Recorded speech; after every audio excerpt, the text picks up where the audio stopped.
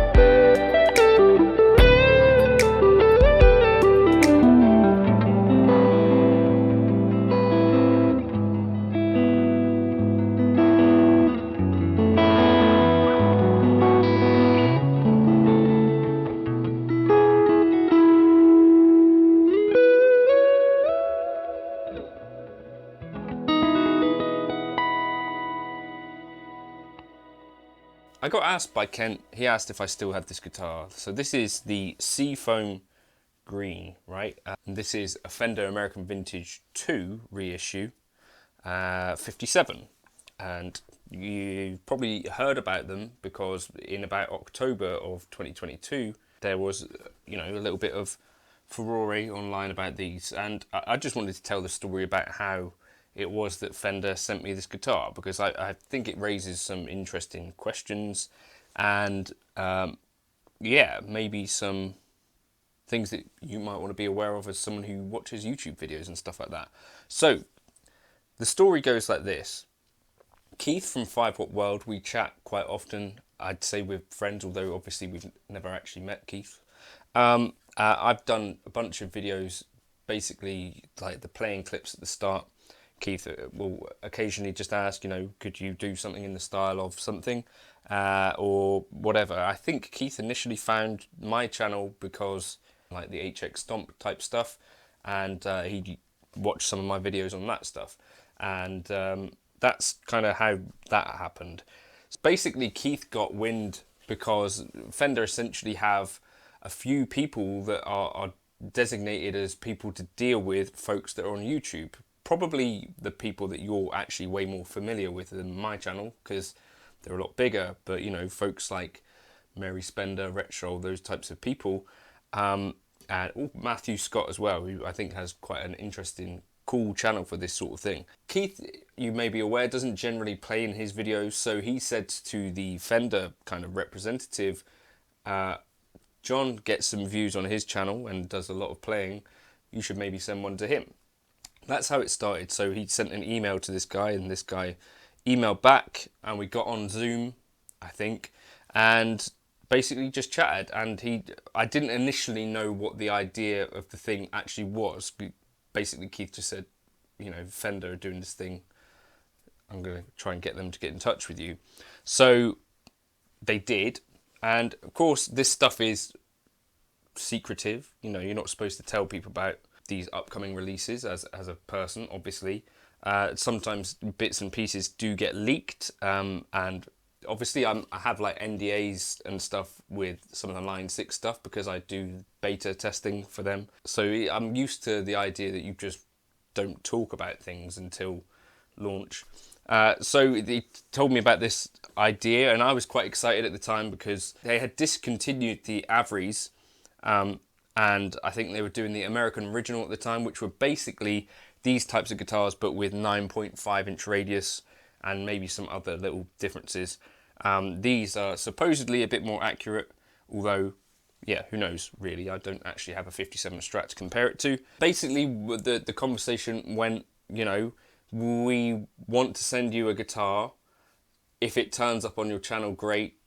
And this is the date that it launches.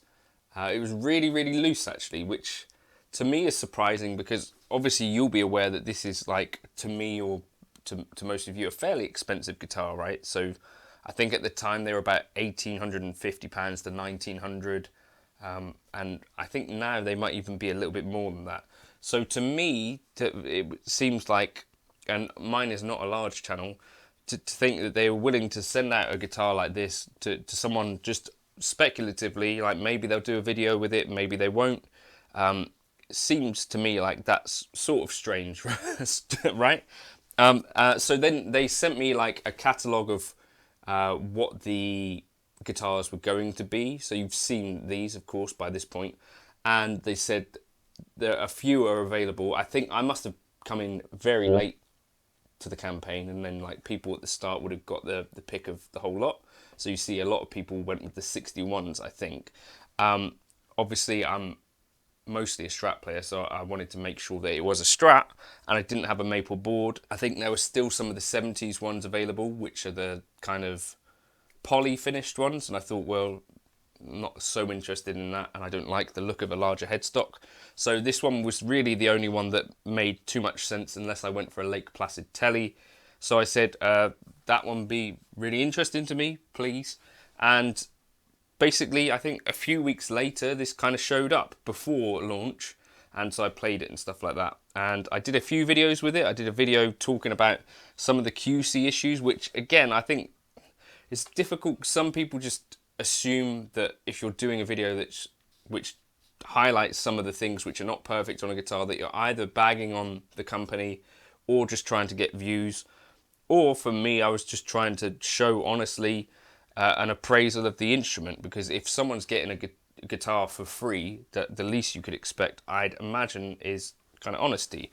So there were a few little bits, like the neck pocket gap was a little bit on the larger side, and there was like a little bit of finish kind of missing here. Nothing huge. And then a thing that you might have seen other people talking about, certainly Matthew Scott mentioned it, is that these were coming in a little bit heavier than maybe ideal. So for instance, my K-line Strats, most of them are sort of around £7.5 or just a little over that, or a little under that. This one comes in just under £8, and if you look on kind of sites like Peach and that do measure this sort of stuff, there were quite a lot of examples sort of in that £8 region, which is a little bit heavy, I think, for a guitar like this. And even the custom shops now are a little bit on the heavier side, but I don't know what that's about. Maybe there's a bit of a shortage of more mature wood, or maybe they're saving that for the very highest tier of their instruments, like the master builts or whatever. I don't know what that would be about.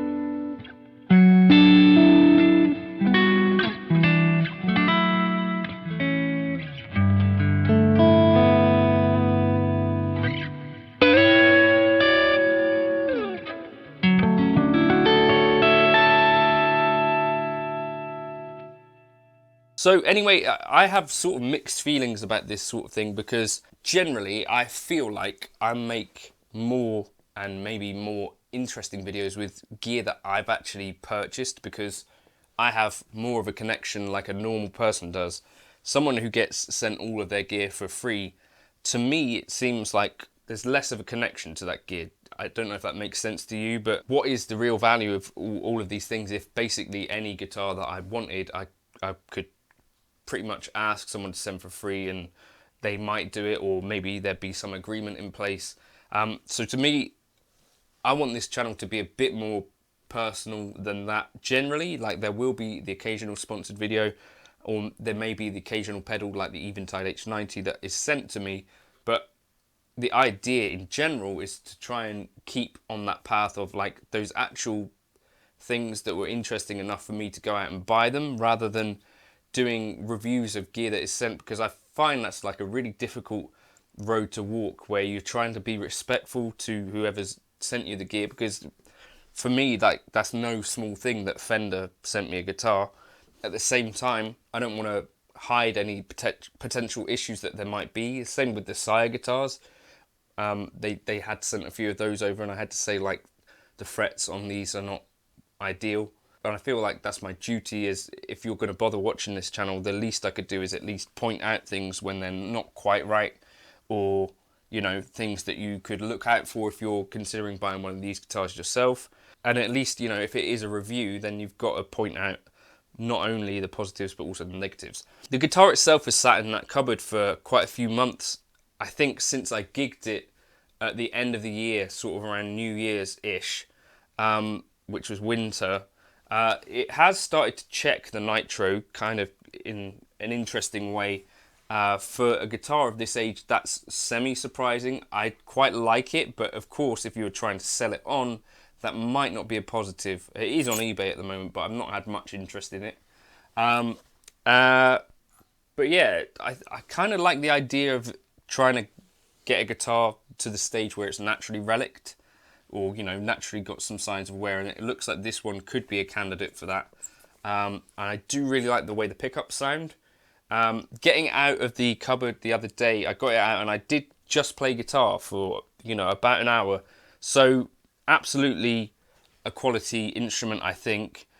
Not perfect, but pretty good. And I think the main thing that you get generally with these Fender type guitars is that they do the sound. In a way that some of the cheaper Strats maybe don't, and in a way that sometimes something without Fender on headstock, there's just something, it might even be in my head, but to me this sounds more Stratty in some ways than some of the Strats that I've played.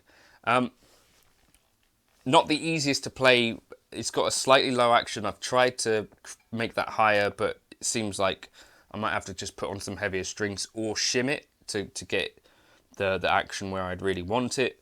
Or this scratch plate part, dig it out a bit, because the truss rod bolt is getting caught up against that. When you get up here, sort of playing wise, it's not the easiest, and it made me think a little bit, like, because I then got out the Schecter guitar and sort of played it next to it. That's probably going to be a video for another day, but sounds great, plays pretty well. The 7.25 inch radius has not been an issue for me. smaller frets. Again, not too much of an issue. As you get further up here, maybe that starts to rear its head a bit. Interestingly, Jeff Beck was involved in this run as well. I imagine money changes hands for that sort of thing. I think if you watch Mary Spender's video, she got sent 2 of these at least, and I'm guessing, again, at that level, those sorts of people, I'm imagining, have some sort of arrangement with Fender. Lowly John Cordy here just got sent one for free, which again is a bit of a mad thing, to be honest. And I probably never expected Fender to be sending me guitars. I'm quite grateful in some ways, but again, not totally sure how I feel about it, because I don't want the channel just to become a thing where I'm just playing gear that was sent to me all the time, because I feel like there's something more interesting to me about someone who's actually gone out, bought pieces of gear that they really lusted after, or that they felt that they needed, or whatever. So that's kind of where I'm at with that. Let me know your thoughts in the comments. Do check out Matthew Scott's video on it as well, because as a Strat guy and a vintage guy, I think he was quite impressed, but he also talked about some of the slight downsides.